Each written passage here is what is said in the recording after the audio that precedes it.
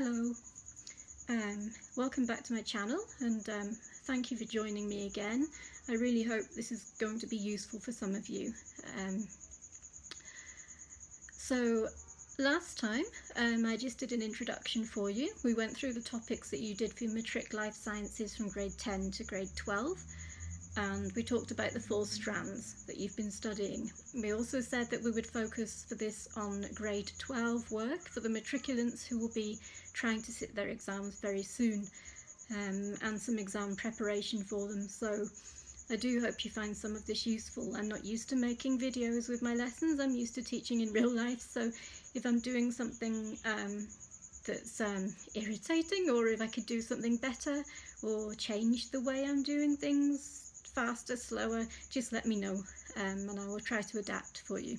But we won't make the videos too long for both of our sakes, for me so that I can have enough data to upload them frequently for you, and for you so that you have enough data to download them if you want to, or to watch them online. I'm aware of the problems with the data costs. So we can't cover everything, but I'll do my best to make sure that you have the important parts that do come up in the exams for each topic. So we'll get started on strand 1 for grade 12 today, which is life at the molecular, cellular and tissue level, remember. And the first topic we look at here is DNA. So DNA is the code of life. It really is the code of life. It's a coding molecule. Okay, so first of all we need to know that DNA is a type of molecule that's found in every cell of every living organism. So whether it's human or other animals or plants, or bacteria, single-celled organisms, birds, mammals, everything that's alive has cells, and anything that's got cells will have DNA. So it's found in every cell. A cell, to remind you, you would have learned about cells earlier on, but our bodies are made up of cells. So every part of our body is made up of cells. Some of them are different types of cells depending on their job, their function, so they become specialized to perform a certain function, but they all contain the same molecules of DNA, so the same genetic message, coded message is in each cell no matter what function they perform. Just checking the notes to make sure I haven't lost anything for you. So why is this that they have the same DNA? It's because it's a coding molecule, as we said, so it contains the information needed to make every protein in your body, so to make you an individual basically, and to make you unique. It contains all of the codes to make up you. So the information needed to make every protein in the body. In turn, this gives us our different characteristics, how we look different, how we act different, how our physiology is different as well, and we're susceptible to different diseases. That's all come from our genes, from our DNA. So in some cells, some genes are switched on and off depending on the function of the cell, but it will always contain the same information. Even if those genes aren't expressed in those cells, it will still contain them. They just will be switched on or off depending on what the cell does in the body. But they all contain the same DNA code that makes us unique individuals. So DNA, as I'm sure you know, isn't that complicated really. People think it's a long word because, well, it is a long word, but it's deoxyribose nucleic acid. But it's really not that complicated if you break it down. So I've got a diagram for you here of DNA. Let me just cover it up with something so you don't see through it. So DNA, the way to remember this, D is for deoxyribose, N is for nucleic, A is for acid. So deoxyribose, we can tell what the DNA is by looking at these individual letters. Deoxy means it's related to oxygen in some way. Ribose is the name of the sugar because it contains a sugar molecule. Ribose is the sugar in DNA. Nucleic, this is because you find DNA in the nucleus of the cells. So it's very important to know the location of DNA. So it's found in the nucleus of the cells. And acid, because it's an acidic molecule. Okay, so I hope that makes sense. So it's found in the nucleus, so deoxyribose nucleic acid. My diagrams are very simple. I also can't draw, so I apologise for that as well. And I need to find the notes so that we can do this as quick as possible. So as you can see, within the cell, the DNA is found in the nucleus, which is important. Remember that for the exam. But it's also important to remember that some is also in the mitochondria. Don't know if you remember that from school. It has a different function though, so we don't need to cover that in too much detail, but you do need to know about it. You do need to know that the mitochondria does contain some DNA as well, which is linked to our evolution actually, rather than our individual characteristics and genes. So mainly in the nucleus of us multicellular organisms or eukaryotic species, cells, animals with lots of cells that do different things like us, we're called eukaryotic. So we have cells which contain a nucleus. Prokaryotes, they are unicellular organisms, so single cells like bacteria, protozoa, anything that's just composed of one cell is a prokaryotic organism. And obviously if you've got one cell, it doesn't have a nucleus, so it's just floating around in the cytoplasm of the cell, if it's prokaryotic. That might come up in the exam. You also see it contains oxygen and sugar. It's an acidic molecule. It also contains carbon and other elements, and this is one of the reasons why we call it an organic molecule. A lot of people get confused with this, because they think of organic as things you get from the shop which don't have pesticides, but in terms of biology, anything that contains carbon is organic in nature. So a molecule that contains carbon in your body is an organic molecule. That's all it means, it contains carbon. So inorganic things you would have covered earlier when you looked at some of the biochemistry. Earlier on in your matric, you would have looked at things like salts and metals, and to do with the chemistry makeup of us are the inorganic things which don't contain any carbon. Most of them are salts and metals, but DNA is definitely a organic molecule. So it's important to know that the DNA molecule is absolutely vital in passing on the genetic code. And it passes on this code to other new cells as they divide, and also to offspring during reproduction. And we will cover both of these topics in more detail, but it's vital, as I said again, that that DNA code stays the same and is passed on to every new cell that is made. As the cells divide, they get an exact copy of that DNA. So the genetic information is identical in every single one of your cells. Every cell has to have the same copy, just said that, so it's like a coded message. Your offspring must have half of the DNA from the mother and the other half from the father, which is what makes us unique, and it's also why we have some characteristics we can see from our mother and some we can see from our father. We can see that genetic code being passed through because we've only got half of our DNA from our mother and half from our father, so that makes it 100% of our own quantity of DNA and type of DNA that we have, and our characteristics therefore. So we mentioned that cells become specialised to perform certain functions. So this is so that as a multicellular organism like us or species, we all have the parts to perform or carry out vital processes known as the processes of life, the basic processes of life. And this is important for you to know. It will come up in the exam, comes up every year. So it's important to know that when cells become specialised, they then group together. So cells become specialised to perform a function in your body. They group together and then they become known as tissues. And when the tissues group together, then you have an organ which performs a specific function. So I have this as a diagram as well. Here we are. The 7 basic processes of life. Okay, so you will need to revise and learn these for the exam. They usually come up. So your cells will become specialised. As they're growing, as you're becoming a human being before you're born, this is when the cells are actually specialising at performing different functions. So there's 7 of them to remember. Some movement, every living thing needs to move, obviously. So we need to have cells which can allow for movement. Nutrition, we need to have cells which allow us to digest our food and to absorb the food. Respiration is gas exchange.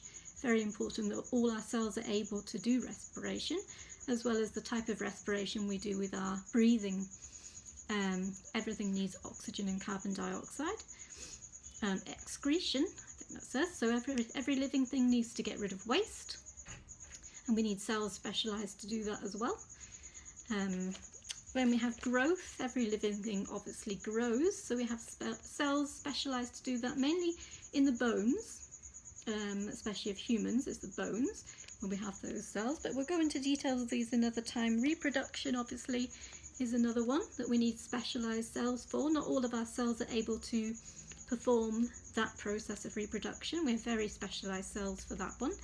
And responding to stimuli in the environment, so that's to do with your senses. So you have to have cells which can pick up stimuli in the environment and detect what it is so that your body can react to it to save you from danger or heat or cold, or to let your body know what's going on. So those are the 7 basic processes of life that you need to be able to remember. Well, you need to study anyway. So back to concentrating on the molecules of DNA. We know they're found in the nucleus of our cells mainly, and that they carry the genetic code of life. Looking more closely now at how that DNA molecule is made up. Now, please forgive my drawing. I'm not an artist, but I've done my best at making it look as simple as possible. So let's cover it up with something else again so you can't see through it. So this is what a DNA molecule looks like. So we can't actually see DNA molecules at all. Even with a microscope, it's too small, but this is what we think it looks like. We can see a mass of DNA. So if I manage to get hold of a banana, it's the lockdown, I will extract some DNA and I'll make a video and show you what a mass of DNA looks like when it's all together. But as for individual molecules, we cannot see them. But this is the shape that we think they are. So the DNA molecule, it's shaped as what we call a double helix. So it's double stranded. It has 2 strands, one there, and they're twisted to save space. So that's why it's called a double helix. It's a helix because it's helical in shape, and it's double because it's made up of 2 strands twisted around each other. So it's a double helix. So each strand is made up of smaller units, which we call chromosomes, which you would have come across. You need to remember that. So your DNA is made up of chromosomes, which are these long strands that you see pictures of, and that you can see under the microscope, or if you extract enough, you can see these strands. And along these chromosomes, we have shorter sections, which are called genes. So genes are the part of your chromosomes which code for your characteristics. So your eye colour, your hair colour, how fast your metabolic rate is, how much you can tolerate the heat, all sorts of things that are genetic come from these strands of chromosomes on the sections known as genes. If you just give me 1 second. I'm just recording the video for my students. Okay, sorry about that. So the genes are along the chromosomes, and they code for our characteristics. Genes in turn are made up of even smaller parts. So these genes are made up of small parts. The smallest parts of all that you need to know about are the nucleotides. I know it's a terrible diagram, sorry. So the nucleotides are here, and they're held together by these weak hydrogen bonds between them. Okay, so this strand And this strand, they're twisted around each other, the two strands, and we have nucleotides which are attracted to each other with these weak hydrogen bonds. So you can see they're different shapes and they slot into place. So this one fits with that one fits with that one, and so forth. So these are called nucleotides and they make up our genes. There's 4 different types of nucleotide. They're also called nitrogenous bases, by the way. Sorry, I've not got coronavirus. So they're called nitrogenous bases. There's 4 different types: A, T, C and G. So that's adenine, thymine, cytosine and guanine. You will need to know that. Okay, so you've got 4 different bases to remember. And when they're joined together, they're called base pairs. So they make up base pairs, complementary base pairs. So as it's these bases which make up our genes, but each protein coded for within the gene, because the code for proteins is made up of a group of 3 nucleotides. So just 3 at a time. And we call that a triplet because it's 3. We call it a triplet codon, or you might just see the word codon. A triplet codon is the number of bases which code for a specific protein. The reason that we don't use 4 is because we wouldn't have enough bases to produce the number of amino acids needed to make all of the proteins in our body. So there are 20 amino acids that we need to code for. So using 3 triplet codons gives us plenty to choose from in terms of amino acids which make up proteins. So that's why we have these triplet codons, which are our nucleotides, making up longer sections along the chromosome called genes, and the genes make up the chromosomes and so forth. So, and you have a double-stranded molecule. Lastly, you have a sugar phosphate backbone. So it needs a backbone to keep everything together and to stop it falling apart, and that's made of a sugar, which is ribose, and phosphate. Okay, so sugar phosphate backbone it's called. So that's the DNA molecule. As I said, it's not the best diagram in the world. So the bases on these strands, we'll just go into a bit more detail about the bases on these strands. So here they are. They're known as nitrogenous bases, and there are 4 of them.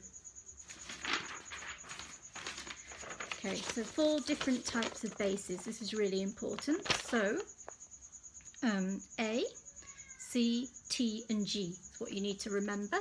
Adenine, cytosine, thymine and guanine.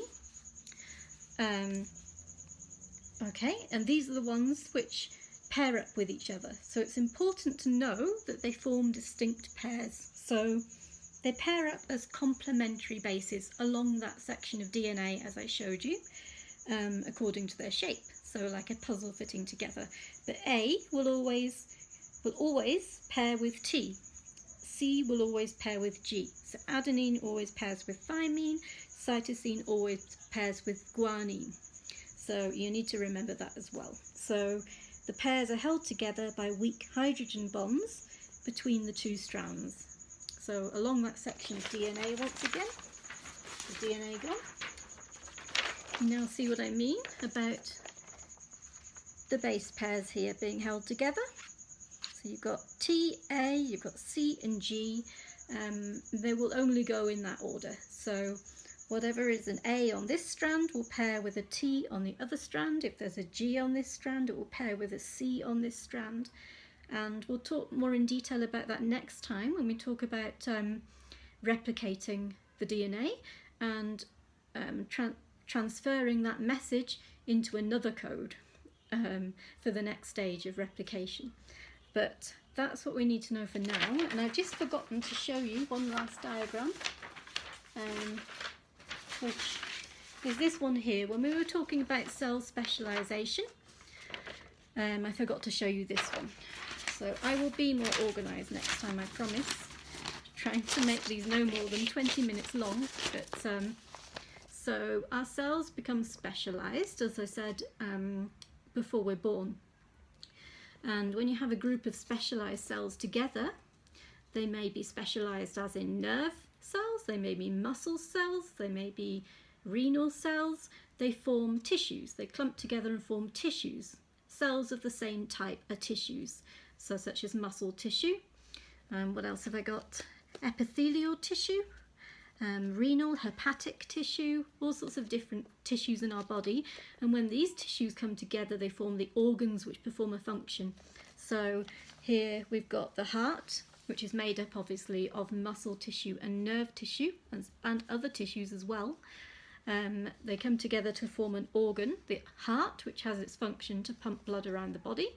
The lungs is another organ, the liver and the kidneys, so they all contain the same type of cells that work together to clear our blood of toxins in terms of the liver and actually the kidneys as well. And the kidneys more in excreting the waste from our bodies and preserving the water.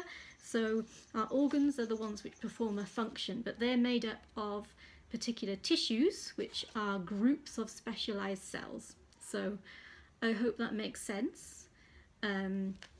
We'll leave it there for today because we've gone over 20 minutes.